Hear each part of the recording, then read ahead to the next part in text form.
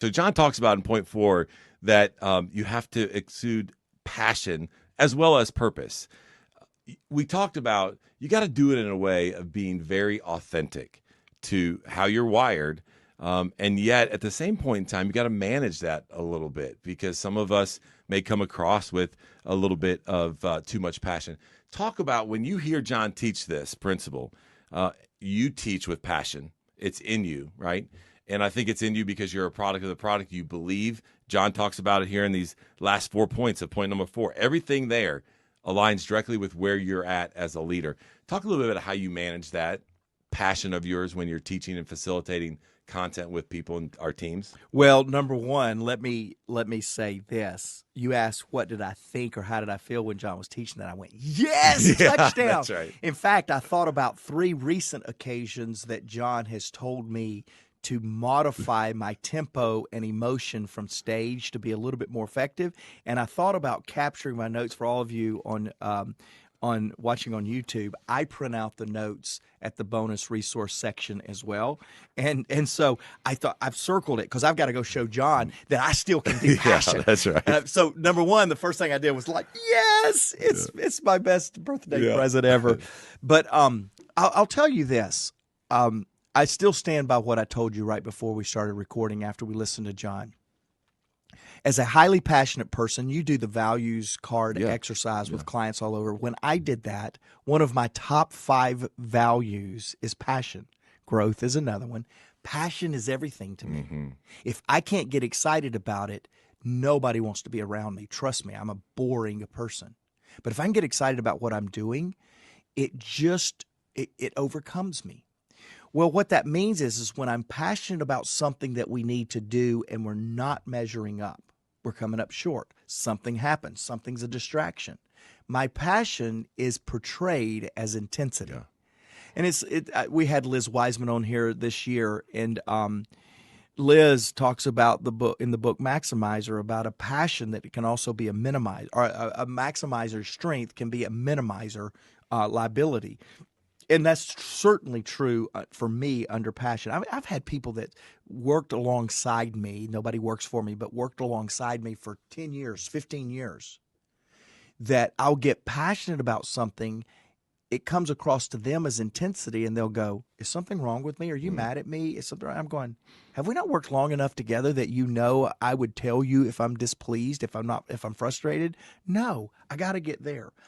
Even those closest to you can misread passion if you're not aware of your audience. That's why John says great teachers exude passion as well as purpose. Right. And there's sometimes that I really am frustrated with where we are. Because my passion is so strong, if I don't give purpose to the frustration, if I don't slow down and give context to why my frustration is there, it will be received as displeasure, as demeaning, as unhappy, as you name it, terminal, negative, everything that you can imagine if I don't slow down and couple my passion with purpose. So when I am frustrated, I always tell myself, Mark, give context on why this is frustrating. It's slower for some. I've seen some people go, oh my gosh, can you get to the point? I already know there's a hammer coming, but can you get to the point? And I always have to discipline myself. Yeah. Slow your passion down in moments of frustration or shortfall and give context before you emulate passion, because it'll be taken as intensity.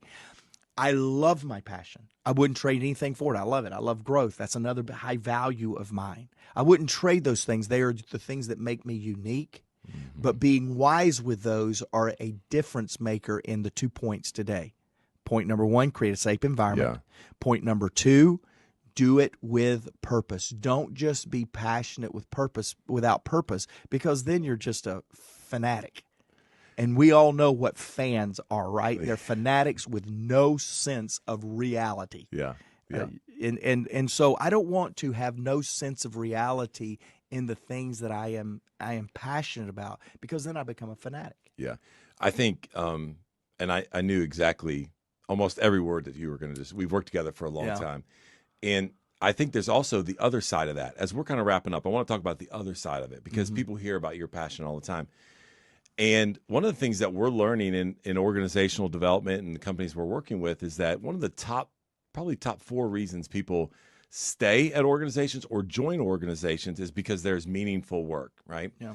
And with that is the purpose side of things. And so what I want to just challenge our listeners or our viewers that are joining us today is that maybe you feel like you're not as passionate.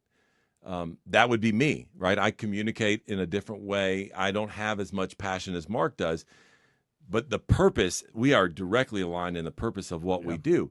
So at times I've got to recognize that, and I have to ramp up my passion so that it communicates everything that John talks about here in these 4 points at the bottom, right? Do I believe it? 100%. Has it changed me? Yes. Do I believe it will change others? Absolutely. And have I seen it change others every single day in what we get to do? And if that's the case, then I got to up my passion a little bit so that it aligns with how big the purpose is. And oh, by the way, we want our team or those that we're facilitating content or leading and teaching, we want them to buy in and understand we have meaningful work. It's got to come from us. And so there's an other side of that I just wanted to share with you in regards to that, because you're always very vulnerable and sharing kind of where you're at. But also there's another side to that, and I want our listeners to be aware of that, because you have to manage that. It's got to be a balance. You do. It's why charismatic leaders, we've heard of the charisma of a leader. The charismatic leader draws people in and challenges them and inspires them, and they get to moving. And you've got to have the purpose behind the charisma.